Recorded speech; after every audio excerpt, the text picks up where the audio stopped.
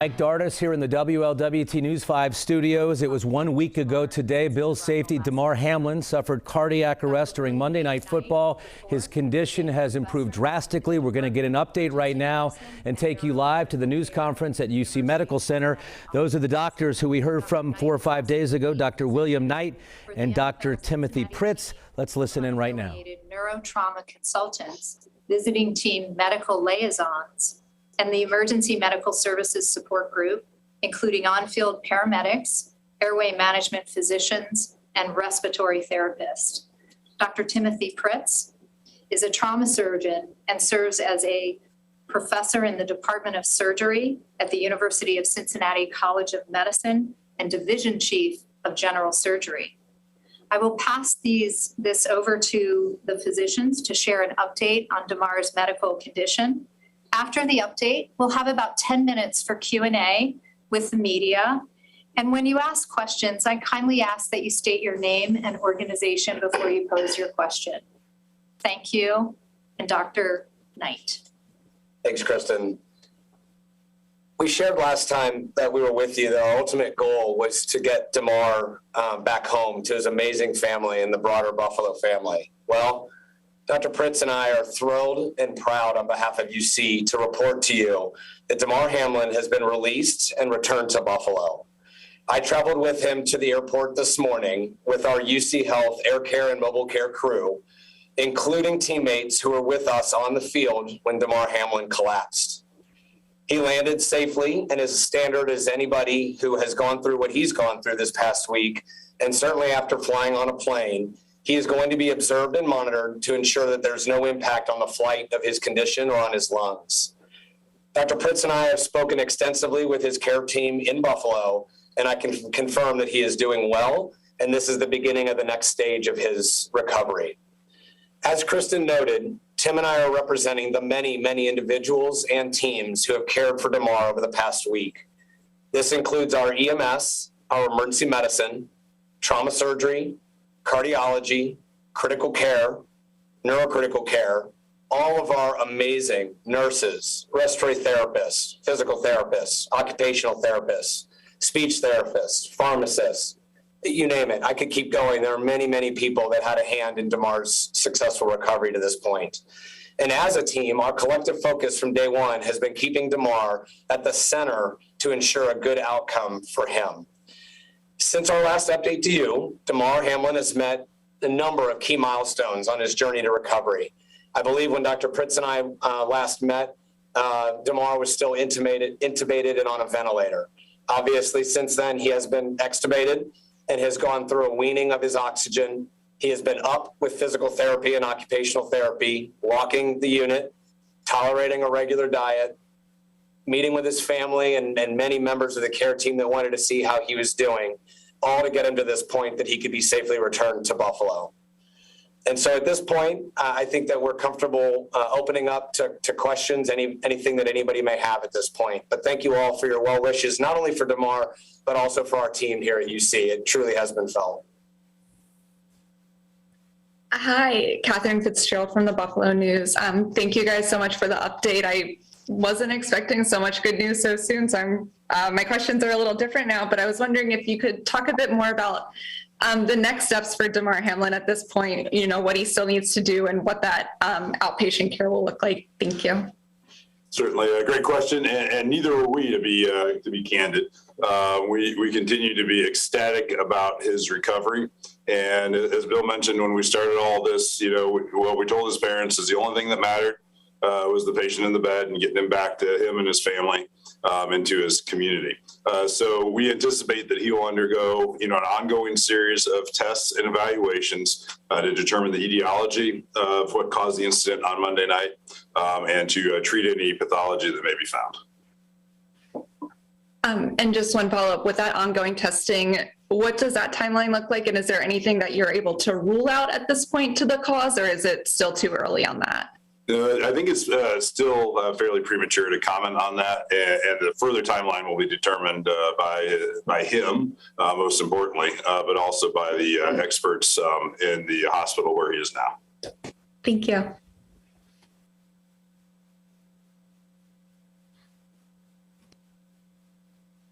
Hey, guys. Hi. Hey, there we are. My name is Liz Bonus. I'm with WKRC TV here in Cincinnati. So glad to be able to share your work and the latest update. So will he go to another rehab facility? Is there a step down that he will be followed in now? And also I wondered, did you ever have to cool down his body when you brought him in? Is that one of the reasons or one of the things that you credit to him doing so well right now? So I can't speak exactly to where he is right now. He has been transferred to another hospital. In terms of those next steps, again, we're going to defer to the very capable and excellent hands that he's in. As for the question, you refer to what we call as targeted temperature management, and the answer is yes. Damar was placed on our targeted temperature management protocol, and he was managed in that by our neurocritical care team for most of the duration, really up until the point that he got extubated, was the point that we had him under fairly aggressive temperature management.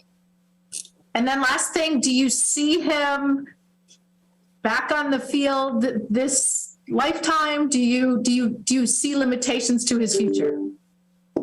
So I think we're in the same place that we were in the last discussion, is that it is entirely too premature to discuss not only his football. It's that we're really focused on his day-to-day recovery. He still has a little bit of a ways to go in terms of his ongoing recovery. We're thrilled to where he is today. He's up, he's walking around, he's got an amazing, genuine sense of humor, and his family is amazing, and we're happy he's with them. But in terms of any kind of conjecture to his future, that's still significantly into the future, and it's going to be up to Damar and a great team of physicians to help him. What do you mean when you say still has a ways to go? Just ongoing recovery, and I mean, he just got extubated 3 days ago, so he's still got some recovery to do. All right, great. Thanks, guys. Thanks, Liz. Hi, everyone. Coley Harvey from ESPN. Echoing so many sentiments, definitely did not realize this was the news that we would get today. So your staff should feel very good about your work. You said that he was walking around the unit. When exactly did he begin walking? Yeah. Yeah, I think he walked his first lap on Friday. On Friday, wow. Yeah, breathing tube came out, just to clarify the timeline a little bit, breathing tube came out early Friday morning. And he's continued to make good progress since, but worked with physical therapy and had assisted walks with the nursing staff on Friday, continuing to regain strength. He's certainly on what we consider a very normal to even accelerated trajectory from the life-threatening event that he underwent, but is making great progress. You just said accelerated to normal. What does accelerated look like in terms of that trajectory? That's a great question. Anything to the one side of normal. Normal, as we would expect, a normal recovery from something like this is going to be measured in weeks to months. He's been a little bit ahead of that at each stage. And actually, one more for me. What does that recovery process look like next? What are we looking at him needing to do specifically next? The goal for every patient who suffered a serious illness or injury is to help them to return as close to baseline as possible. So we anticipate that he would have likely ongoing needs, whether it is therapy or at working with different specialists to get him as close to where he really can be. But, again, to echo what we talked about on Thursday, he appears to be neurologically completely intact, and there's no reason to believe that he won't continue his path to recovery. Thank you guys so much. Doctor. I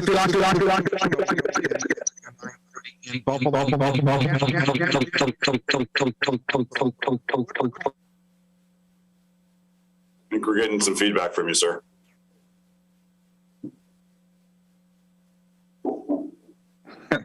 Gentlemen, first and foremost, I would like to say awesome job that you two and your medical staff has done up there in the University of Cincinnati. I'm here at Waffle 1080 from Buffalo, and everyone from Buffalo, for me, would thank you guys a great deal on such a remarkable recovery as far as Damar. Now, as far as, going back to Monday, him not breathing, do you think there was any type of cervical spine injuries to the C1, the C5? And is he's walking, how is his walking? Is he walking normal or is that part of his rehab process? We can speak, he did not have any cervical spine injury. His walking, in terms of, there's two ways to look at that. One, he's neurologically intact, so he has a normal gait, he walks normally. He is admittedly a little weak. I don't think that's of any real surprise after what he went through, just regaining his strength, and that's part of his recovery process. Okay, guys, God bless you, man, and appreciate your time. Thanks.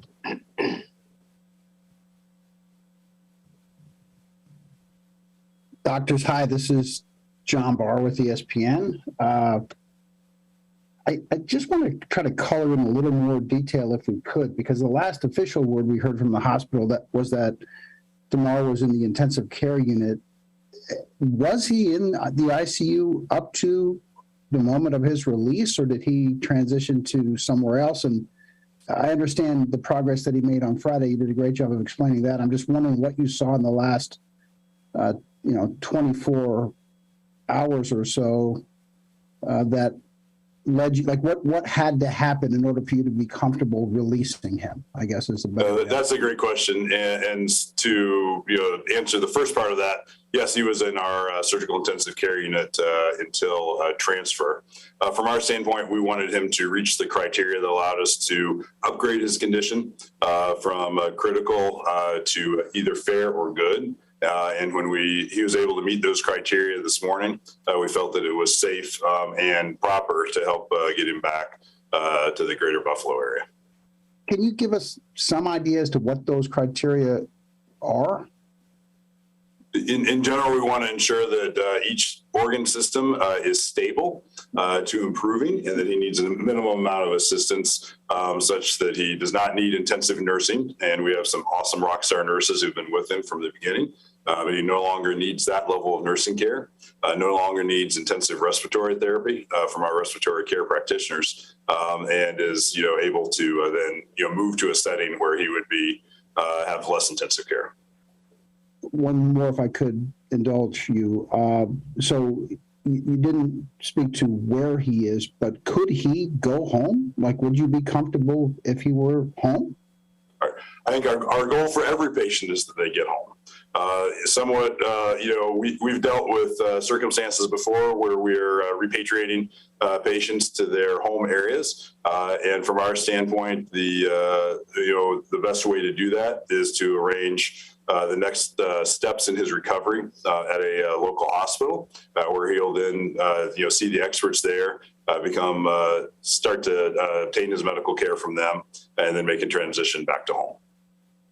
Gotcha. Thank you, gentlemen. Thank you. This is Tom Puckett from WBEN Radio in Buffalo. Doctors, what are the steps that you took to ensure that Damar Hamlin's flight to Buffalo, he could actually take that flight to go home to Buffalo? And what are the preparations for physical therapy now that he's out of the hospital? And maybe this is premature, but a timetable for a possible return to the field? So we worked pretty seamlessly with his care team in Buffalo, both the Bills and his healthcare team, largely not only just to arrange the medical transport, but then with our team here, our surgical intensivists and our trauma team, to do exactly what Tim just described about making sure that he was ready and appropriate to make that next step. As it pertains to the next phase of therapy, as we're not going to be involved in that, I'm hesitant to comment on what other physicians and care teams are going to be doing. He's in great hands, and they're going to be helping to create that plan of what his next steps in the recovery will be. Just to clarify, he is home in Buffalo. He's not been transferred to another hospital. He's been transferred to another hospital. Thank you. Yes. Yeah, hello, doctors. Alex Brasky with the Batavia Daily News here in Western New York. Thanks for all you've done. Now, were you able to watch the game on Sunday? Do you have any reaction to the reaction from the fans and just the overall league this week in support of DeMar and just the steps taken to honor him? Yes. No, that's a great question. So, we have permission from him and his family to let you know that he did watch the game on Sunday. He was beyond excited and feels very supported by the outpouring of love from across the league, and especially from the Buffalo area. We've learned this week that the Bills Mafia is a very real thing, and we all feel the love from you all in Western New York. But he watched the game on yesterday. When the opening kickoff was run back, he jumped up and down, got out of his chair, set, I think, every alarm off in the ICU in the process. But he was fine. It was just appropriate reaction to very exciting play. So he very much enjoyed it and enjoys the support from everyone.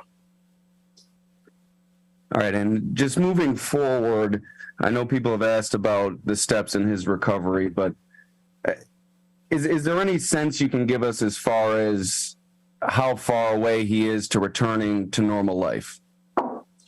I think it's too premature to speculate with that. He's making great progress. Again, his brain, and neurological function is really normal.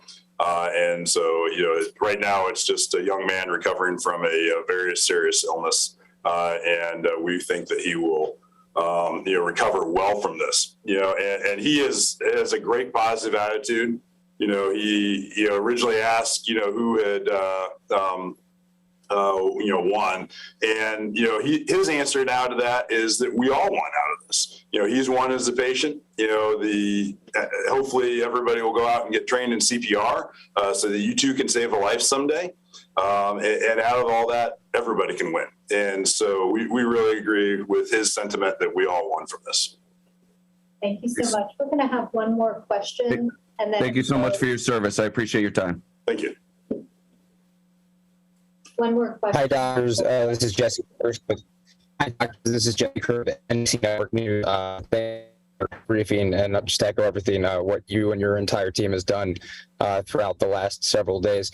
I know you said we're a long way off from you and DeMar being able to consider if he'll ever be playing again, or in the near term or in the long term. But can you give us an idea? Obviously, you said he's in another hospital right now, so the answer today would be no. But the Bills still have games left in the postseason. I know that DeMar has tweeted about wishing he could have been out there on the field with his teammates yesterday, whether it's on the field, on the sideline, in a box in case the weather was too intense for his body right now. Is there any possibility that in the weeks ahead he could be healthy enough to be in attendance at a game to salute his teammates and the fans?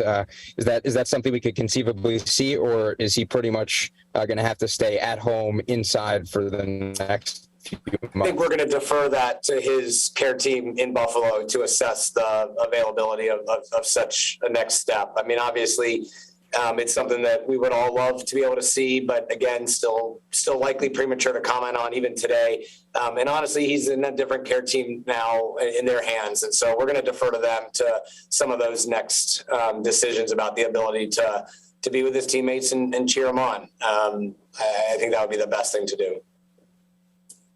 Thank you very, very much for the questions that you've posed today. We are really grateful. Before we close, Dr. Knight, Dr. Pritz, is there anything else that you would like to say or comment on before we close today? Just again to say that we are mostly grateful for how well DeMar has done. He has an amazing family, and they've been with him at his side, and members of the Buffalo Bills organization have been with him as well since this all happened. Again, we have felt support from everybody, and people keep asking what they can do.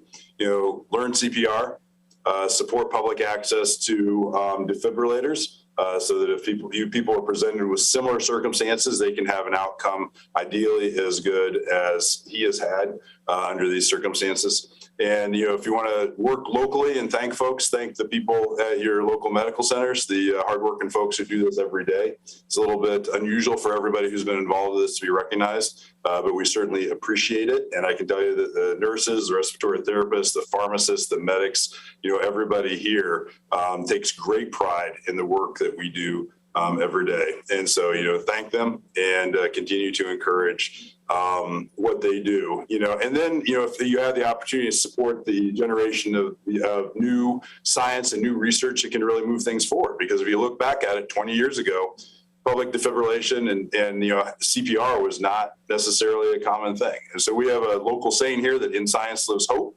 And so really it's that next generation of science that will continue to move medical care forward. Thank you. Dr. Knight, anything?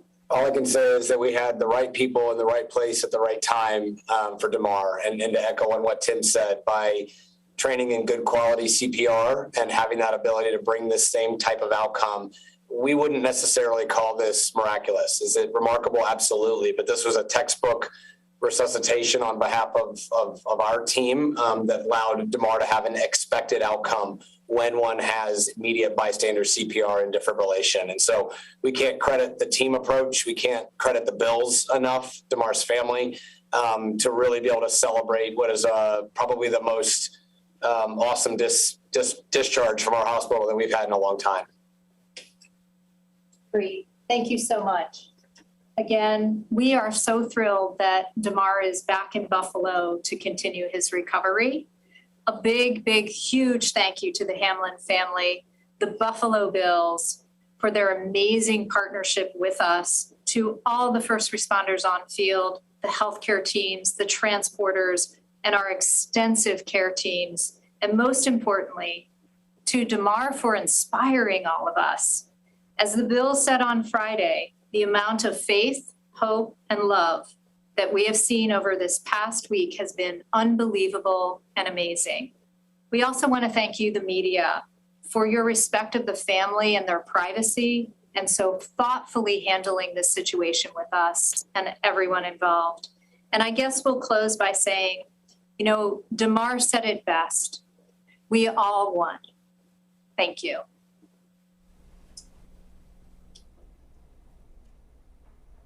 And you have been listening to that live news conference at UC Medical Center.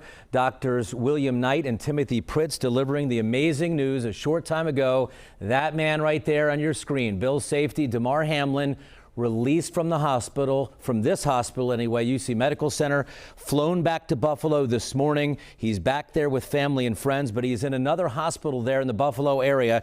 His condition, though, has vastly improved. It's hard to believe it was 1 week ago today that he had to be resuscitated a few times after suffering cardiac arrest on that football field late in the first quarter of the Monday Night Football game against the Cincinnati Bengals. So just incredible news on the medical side of things. Before I send you back to programming, of course, this is a huge week here for WLWT and NBC. Bengals playoff run begins. The football game will be on this Sunday night on NBC and Channel 5 at 8:15, and we've got all kinds of coverage coming your way, including the latest on the injury to right guard Alex Kappa. Zach Taylor, the head coach, talking about the chippy game yesterday against the Ravens and what they can expect against their division rivals coming up on Sunday. All of that starting at 4 o'clock. For now, Mike Dardis here at WLWT. Let's get back to your regular program.